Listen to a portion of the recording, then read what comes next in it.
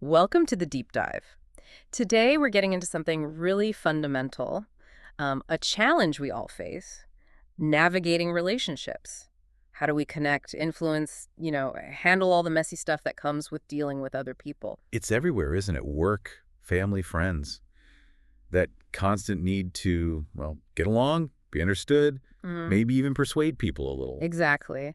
And for this deep dive, we're going way back, almost a century actually, to a book that's still incredibly relevant, Dale Carnegie's How to Win Friends and Influence People. It's amazing how it endures.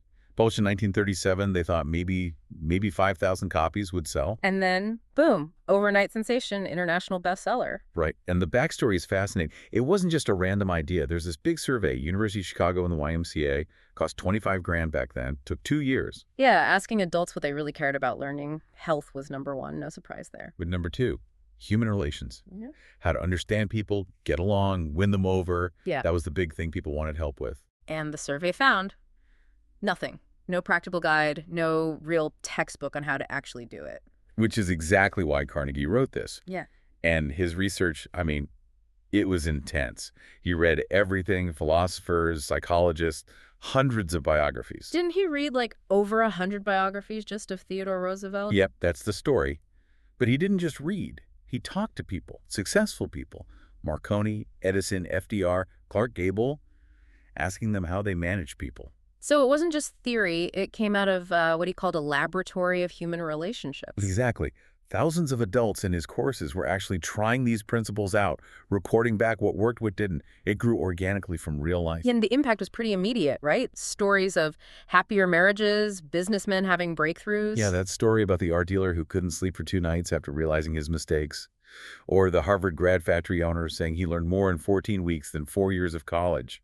It shows how practical it felt. It really does. So that's our mission today. Unpack these core ideas, these actionable principles. We want to distill them into takeaways you can actually use. Sounds good. Where do we start? Part 1.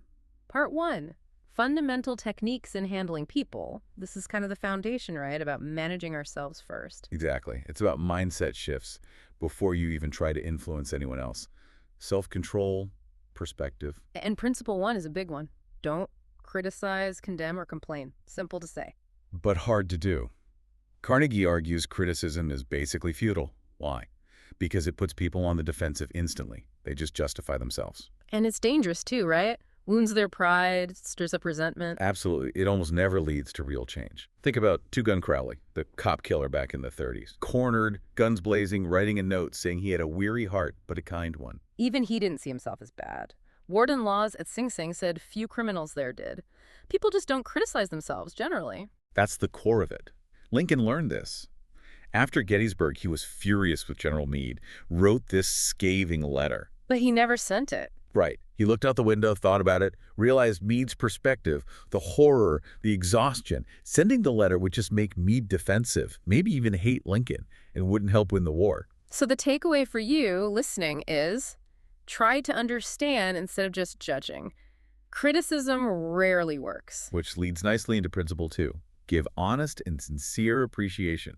This hits on that deep human craving, that hunger to feel important, valued. Charles Schwab, the steel guy, millionaire back when that was really something. He said his success wasn't steel knowledge, it was people skills. He said he never found anyone who didn't do better work under approval versus criticism. It's a powerful motivator, and it applies everywhere. Carnegie talks about runaway wives often feeling unappreciated. Oh, that story about the husband who sent 6 roses? Yeah, with a note saying, I can't think of 6 things I'd change about you. I love you the way you are.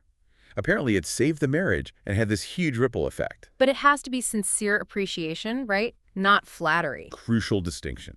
Flattery is shallow, selfish, insincere, and people usually see right through it. Genuine appreciation, though, that's gold. Okay, principle 3. Arouse in the other person an eager want. This is key.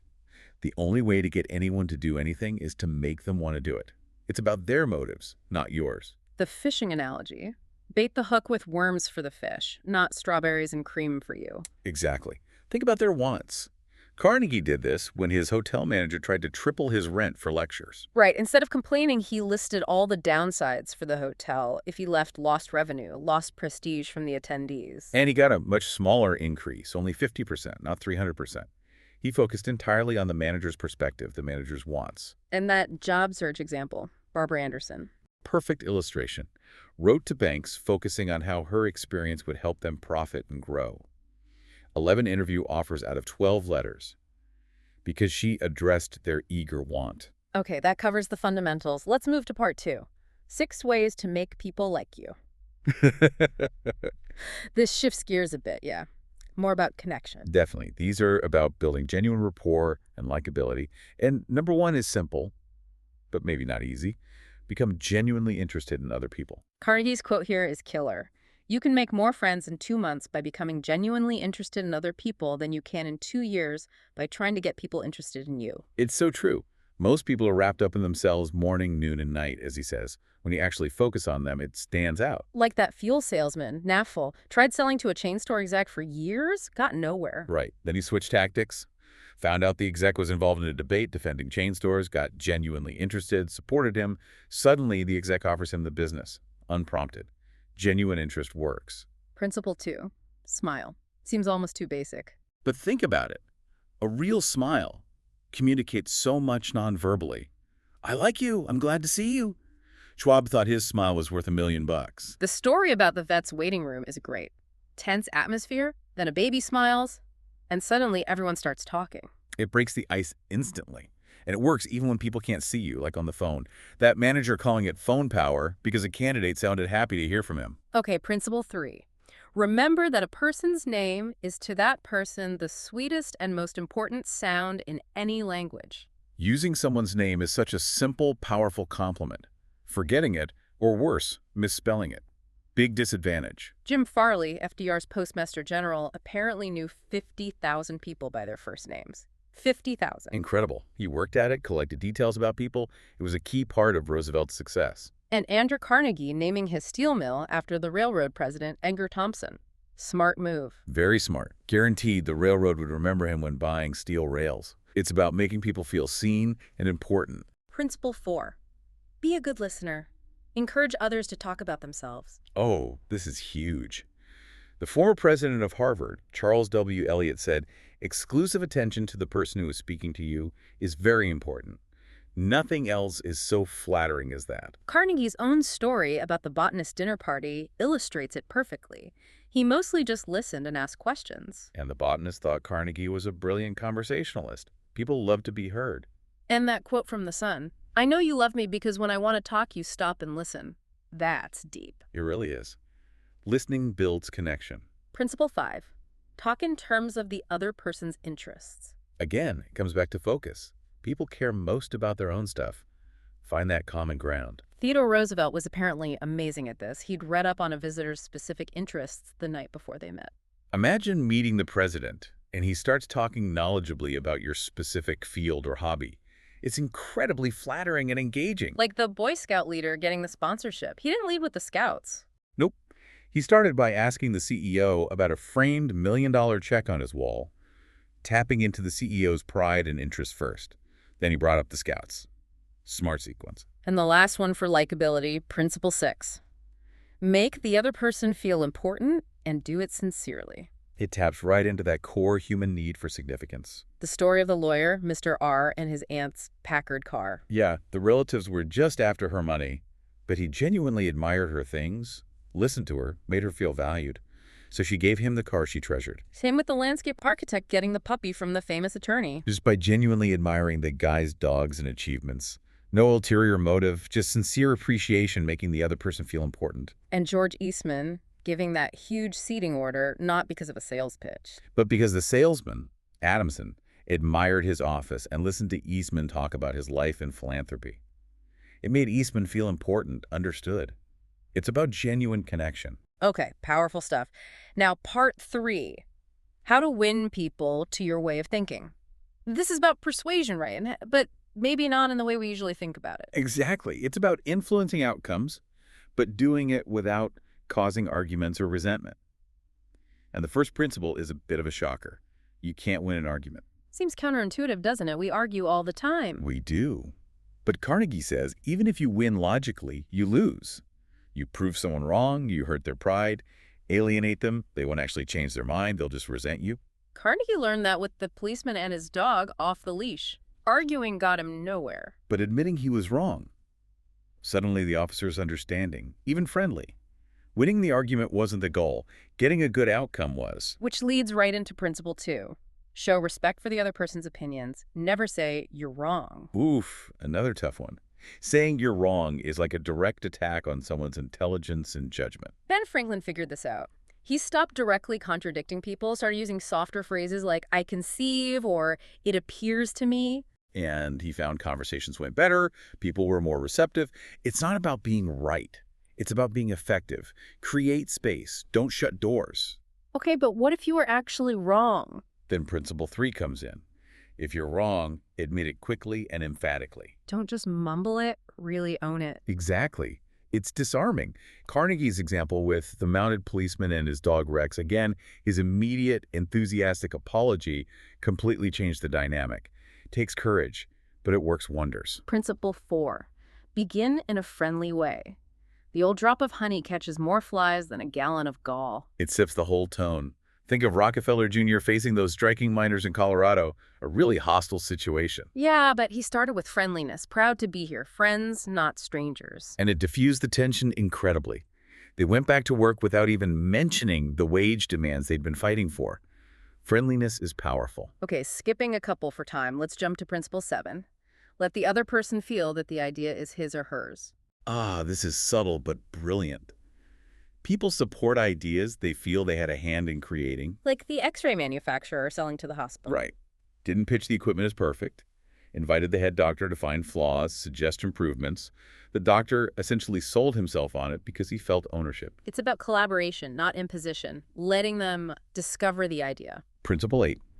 Try honestly to see things from the other person's point of view. Empathy, basically. That story about Sam Douglas and his wife's lawn. Yeah, he didn't get why she cared so much about the weeds.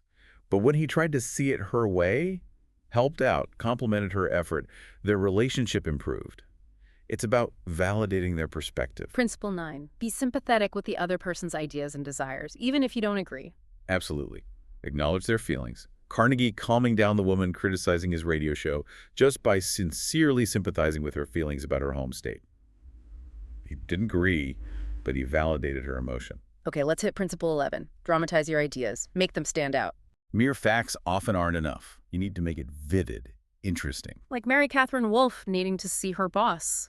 Couldn't get an appointment. So she sent him a form letter, self-addressed, with blanks for him to fill in the date, time, number of minutes. It was dramatic, different, got his attention immediately. And principle 12. Throw down a challenge. Appeal to people's spirit of competition. Yes, the desire to excel. Schwab at the steel mill again. Lagging shift. He just asked how many heats they did. Wrote the number in chalk on the floor. And the next shift saw it and just had to beat it. Exactly. Turned it into a game. Boosted production instantly. Challenge works. All right, final section, part 4. Be a leader. How to change people without giving offense or arousing resentment. This is crucial for anyone managing or guiding others. Definitely. And principle 1 for leaders is begin with praise and honest appreciation. Like a dentist using Novocaine before drilling. Soften the blow. Lincoln's letter to General Hooker is the classic example. Starts with praise. Skillful, courageous, ambitious. Then gets to the criticisms, but gently.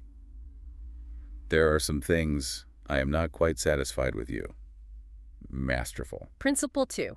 Call attention to people's mistakes indirectly. Direct confrontation can shut people down. Indirectness can be much more effective, especially with sensitive people. Schwab again, with the cigars for the guys smoking under the no smoking sign. Perfect. No scolding, just handing them cigars and asking them to smoke outside. They got the message without resentment. Even replacing but with and in feedback helps. You're doing great, and if you focus here. Principle 3. Talk about your own mistakes first, before criticizing someone else. It builds a bridge, shows humility.